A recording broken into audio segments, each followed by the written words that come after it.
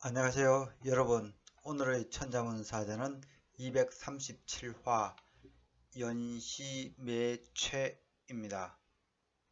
해년 화살시 매양매 재축할 최가 되겠습니다.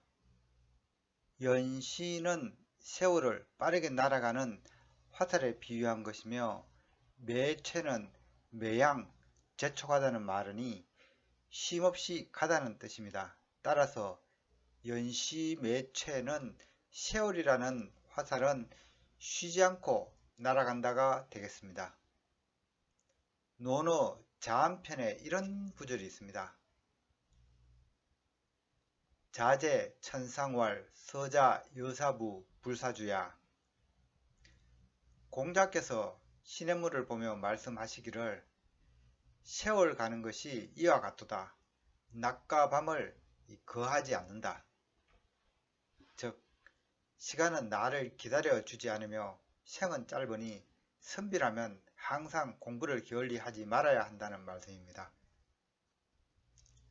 주자의 칠원절구 우성이라는 시에도 학문을 하는 자는 한순간도 가벼이 여기지 말라는 문구가 나옵니다. 읽어보도록 하겠습니다. 소년 1호 학난성. 소년은 늙기 쉽고 학문은 이루기 어렵나니 일촌광엄 불가경. 짧은 시간도 가벼이 여기지 말아라. 미각지당 춘초몽. 연못의 봄풀은 꿈에서 깨지도 못했는데 계전 오엽 이추성. 섬돌 앞의 오동나무는 벌써 가을 소리를 내는구나. 시간은 은연중에 흘러가기에 우리들은 시간이 낭비되는 줄 모릅니다. 항시 계획을 세우고 실천하는 삶을 사시기 바랍니다. 그럼 글자에 대해 살펴보도록 하겠습니다. 먼저 해년을 설명드리겠습니다. 이 자는 단독자로 볼 수 있지만 각골자를 보면은 이 사람인가 이 머리에 벼자가 있는 걸 알 수가 있습니다. 이는 이 머리에 이 벼를 수확하고 돌아오는 풍경처럼 보입니다. 검문자형은 약간 변형되어서 이 아래에 이렇게 흑도자가 추가가 되었습니다. 이는 땅에서 이 곡식을 수확하는 농부를 그리고 있습니다. 그래서 자형에는 곡식이 있다는 뜻이 있고, 또한 동국아시아에서 벼수확은 한 해 농사의 마무리를 의미합니다. 그래서 자형은 한 해를 마치다는 의미가 생기고, 그 한 해라는 의미가 발전하여 해, 년, 나이, 시대, 연령 등으로 그 뜻이 다양하게 분화가 되었습니다. 또한 자형은 이 땅에 이 사람이 엎드려서 이 곡물을 바치는 것으로도 해석이 되었기 때문에 영이라고 하면은 아첨하다는 뜻도 있습니다. 그리고 이 벼화자, 사람인 흑도자의 조합이 이 그대로 이렇게 개성된 이 해년자도 아직 남아있긴 하지만은 거의 쓰이지는 않습니다. 의미는 동일합니다. 이 일천천은 이 사람인과 흑도자가 변형된 형태로 보시면 되겠습니다.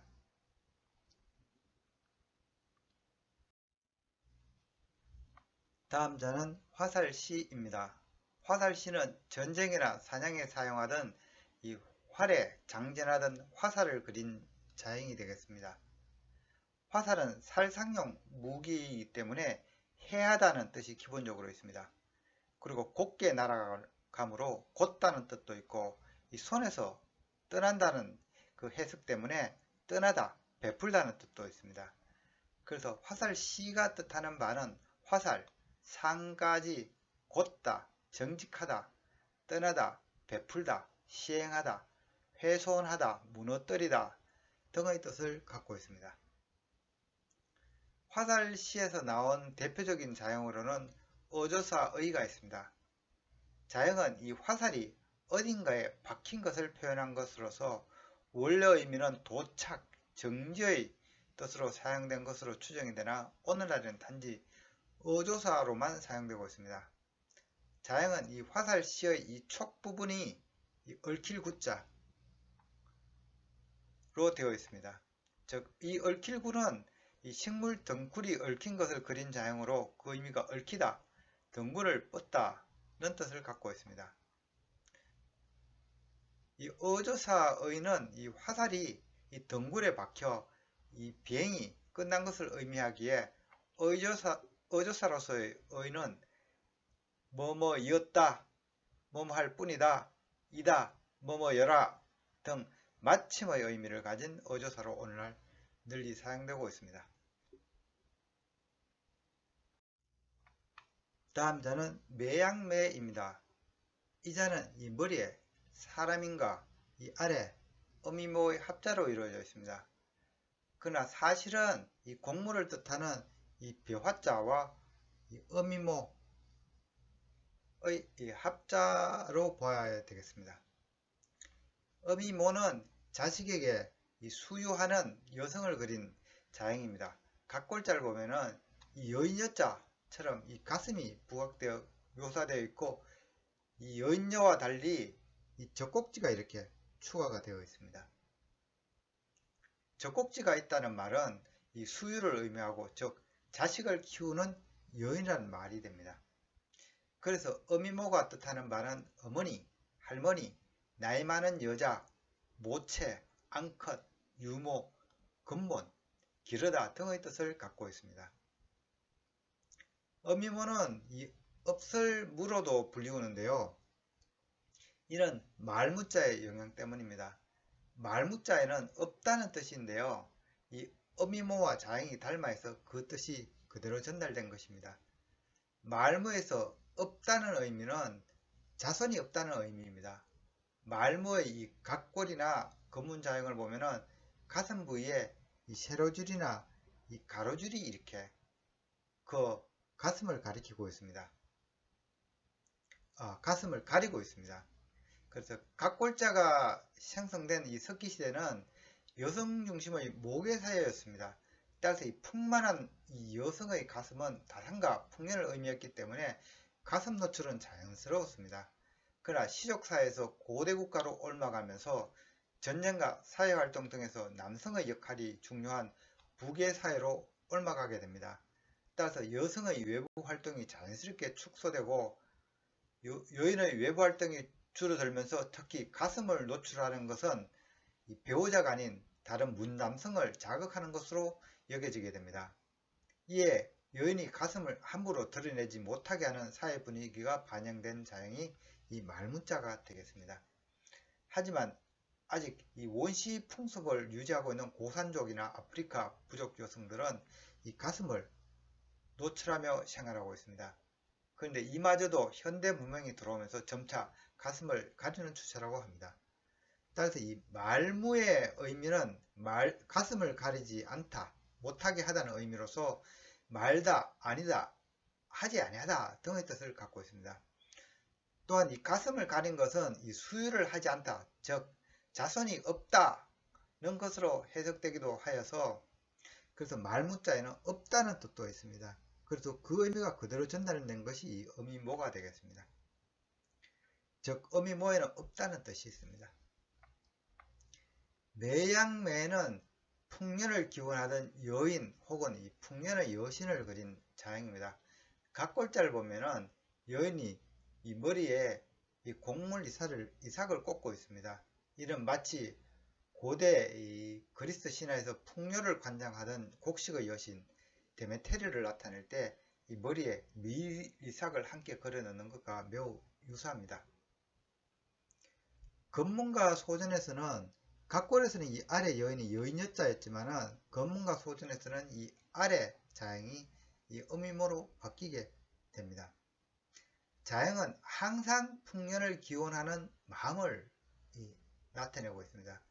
그래서 자형의 오늘 의미는 늘, 매양, 탐하다, 우거지다 등의 뜻을 갖고 있습니다. 오늘의 마지막 자는 제초갈 최가 되겠습니다. 이 자는 사람인변의 노풀채자의 합자입니다. 이 노풀채자는 우리가 익히 아는 성씨의 채로도 널리 쓰이고 있는 자형입니다.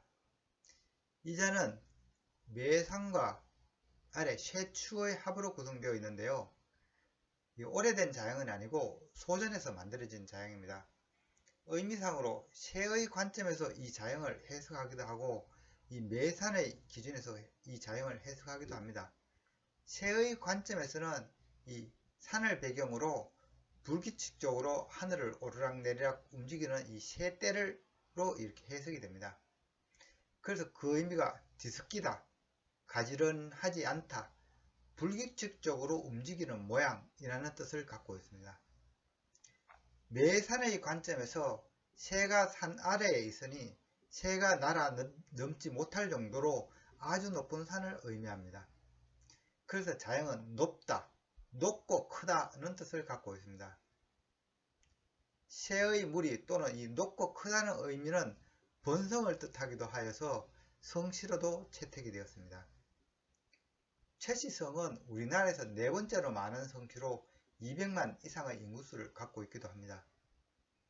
높을체가 구성자로 들어가는 경우에는 대부분 높다는 뜻을 가지고 있습니다. 이를테면은 변에 이렇게 돌석자가 들어간 자형은 이 높은 돌산이라는 뜻을 가지고 있는 높을체자입니다. 그래서 그 의미도 돌산, 높다, 험한 산이 되겠습니다.